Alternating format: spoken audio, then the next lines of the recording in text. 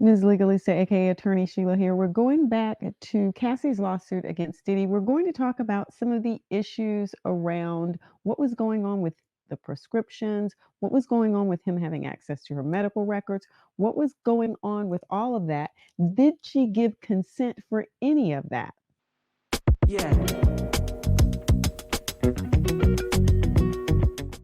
I want to first go to one of the comments that I got from one of the viewers.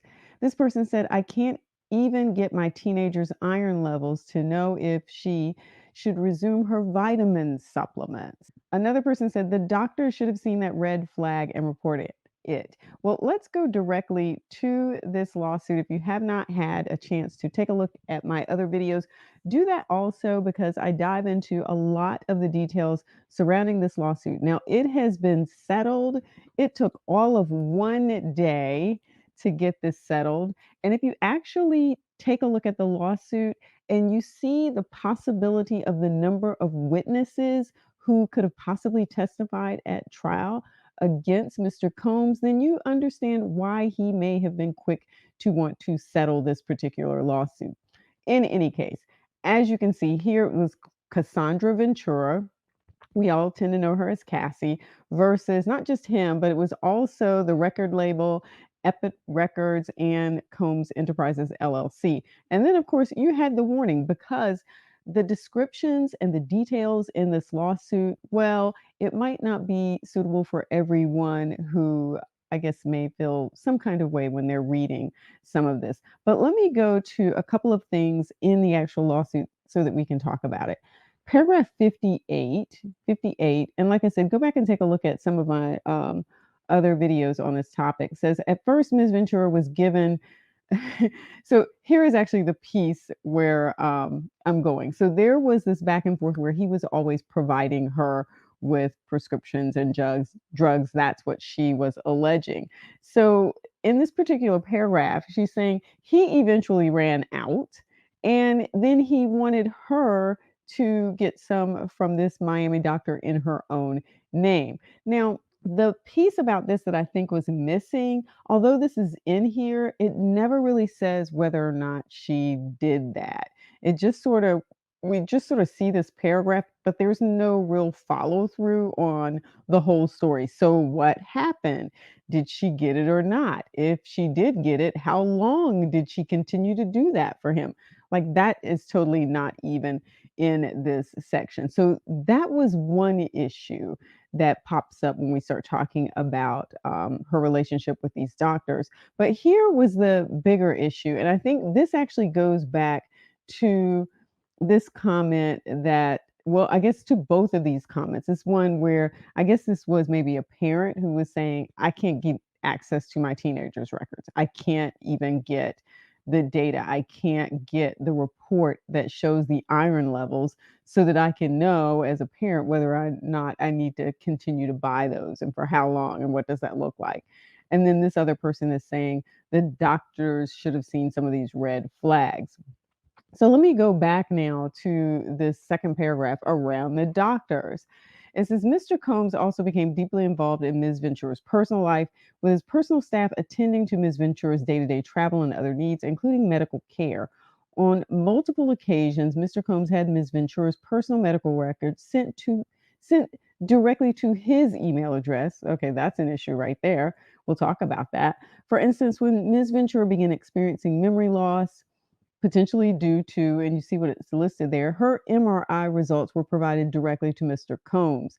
Mr. Combs also repeatedly arranged for his staff to drive Ms. Ventura to certain doctor's appointments.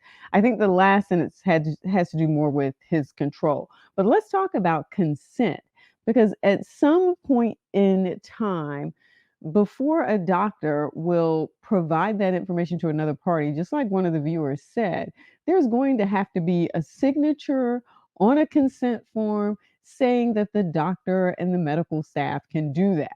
Now, did this ever happen? I don't know. Again, additional details not provided here. It could be that the form was not provided. It could be that the form was provided and she did give consent for him to receive those records. It could be that she did that because she again felt this pressure from him. She had been now in this violent relationship. She saw how abusive he could be, and she was thinking to herself, well, if he wants him, he can have them because I'm not going to get into an argument with him about this. So there's that piece. And I think the question that sort of comes up though is if you're the medical staff and you're the doctor who's asking the questions or doing the MRI, at what point do you pull her aside and start to have a real person to person or doctor to patient? I think that is even more important.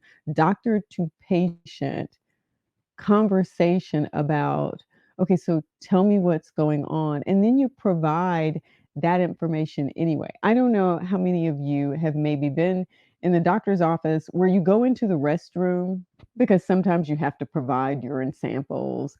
And on the back of the door, I see this all the time.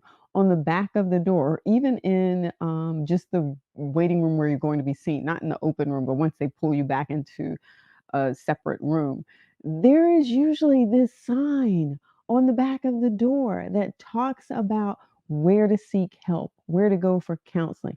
Are these signs that you're seeing in your relationship? I see that all the time. And so, it does sort of make you wonder to the extent of who was really paying attention about her coming in. And it doesn't even sound like it was a one-time event. He her medical records are going directly to him. It makes absolutely no sense. Let's take another look at this. It says, so my question then is, because it says sent directly to his email address. A lot of times too now, you can go into your, online account to pull up records. So it also makes me wonder whether or not he had access to that too, because you can typically send messages to and from nurses or your doctor or anyone else about what your records are showing, conversations that you may have had, just messages back and forth. If he has access to any of that, well, surely she's going to be hesitant on sharing a lot of details if he has access to her medical records online too. So this just opens up a whole lot of questions about whether or not the medical staff, whether they were really paying attention. So that's the first point. The second point is, because she talks about this in other places in the lawsuit, the celebrity that surrounds him and this ability of him to be able to get people to do what he wanted them to do. She talked about this in terms of the fake flyer that she had that Mr. Combs had someone make in order to get her to Miami. So she knew that he had this ability to exert power and influence over not just her, but also other people. And so you sort of wonder whether or not, in this physician's network, the people who may have been working on her, this particular practice, whether or not they maybe overlooked things that they wouldn't have overlooked had she just been there with a regular Joe, somebody that nobody knew. And it does make you ask the question, though, how many people are going to turn a blind eye to what's going on, even if there's a celebrity pushing power and influence on them, saying, hey, yeah, just send it to me. Hey, yeah, I pick her up. I have my people take care of her day to day activities. And so they can make sure that she gets here to her next appointment. Let us know, let me know, email me when it will be. And so, whether or not there was that extent of involvement, it's definitely unclear by what she's saying in the lawsuit here.